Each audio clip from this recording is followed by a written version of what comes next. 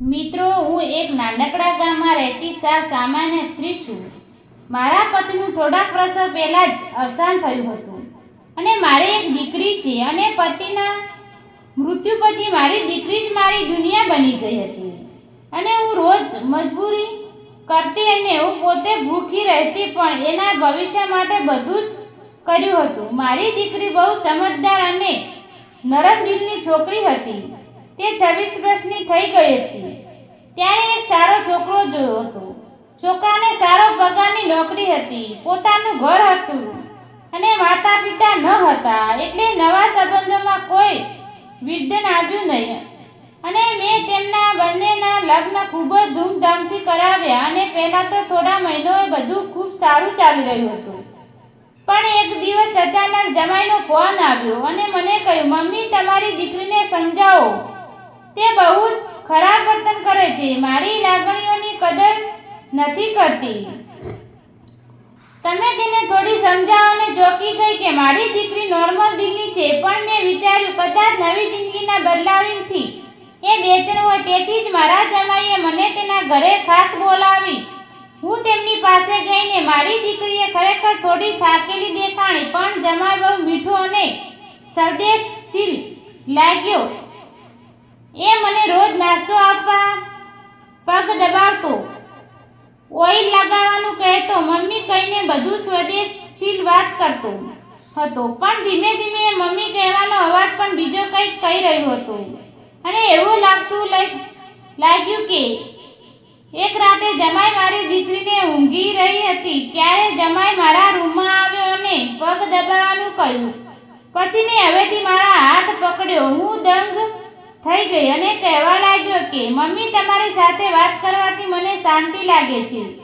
હું સંકોચમાં પડી ગઈ. એ મારી સાથે કંઈક એવું વર્તન કરતો હતો જે સાસુ જમાઈ વચ્ચે યોગ ન હોય. એ રાતે મેં એક નિર્ણય લીધો અને બીજે દિવસે મેં મારી દીકરીને કહ્યું, બેટા, આજે તું તારા રૂમમાં સૂઈ જઈશ, તું મારા રૂમમાં સૂઈ જા. તેણે મને હા કહી અને હું એના રૂમમાં એની જેમ ચાદર ઓઢીને સૂઈ ગઈ.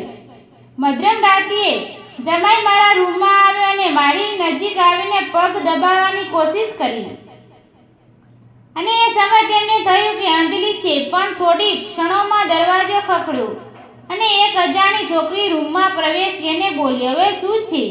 તું તારી પત્ની જેવી દેખાતી, તારી સાસુને પણ નથી છોડીને? એમ તે છોકરી શીશ પાડીને બોલી. જમાઈ ચોંકી ગયો. એ છોકરીનો અવાજ ધમકી ભર્યો હતો. પછી એને બધું કહ્યું નાખ્યું. તમે મને તરછોડી દીધી, તમે તમારા લગ્ન માટે મને છોડી, હવે તો તમારી પત્ની પણ તમને નથી સમજતી, તો તમે તમારી સાસુ સાથે પણ. પછી ધીમે ધીમે જમાઈ સાસુને બતાવવા લાગ્યો, હું ખાલી ઈચ્છતો હતો કે આ સ્ત્રી શરમથી ઘર છોડીને ચાલી ન જાય, એટલે મારી પત્ની ભ્રમમાં રહે અને હું મજા માણી શકું. મારું મોઢું લાલ થઈ ગયું, મારું દિમાગ ચક્કર ખાવા લાગ્યું. સવાર થતાં જ મેં મારી દીકરીને આખી વાત કહી. એ તો રડી પડી, પણ મેં એને શાંત રાખીને કહ્યું કે હવે આપણે ન્યાય મેળવવો પડશે. બીજા દિવસે અમે પોલીસ ફરિયાદ કરી.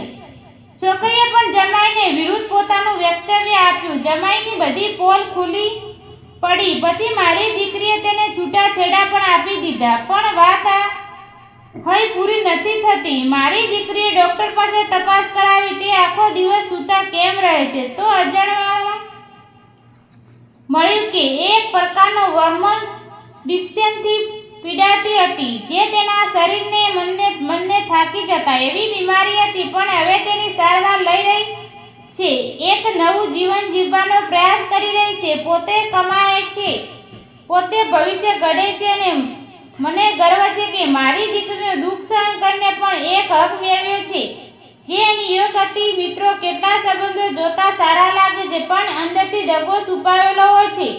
જ્યારે વિશ્વાસ તૂટે ત્યારે મનમાં ન રાખો, હકીકતનો અવાજ દબાવશો નહીં. અને જો કોઈ મહિલા આખો દિવસ સૂતી હોય તો તેના શરીરની કે માનસિક તણાવ પાછળ તમે પણ નજર રાખો, કારણ કે આખા દેખાતું બંધ સત્ય નથી હોતું. જો તમે આ વાત ગમી હોય તો વિડીયોને લાઈક, શેર કરો અને વિડીયો પૂરો જોવા બદલે ધન્યવાદ.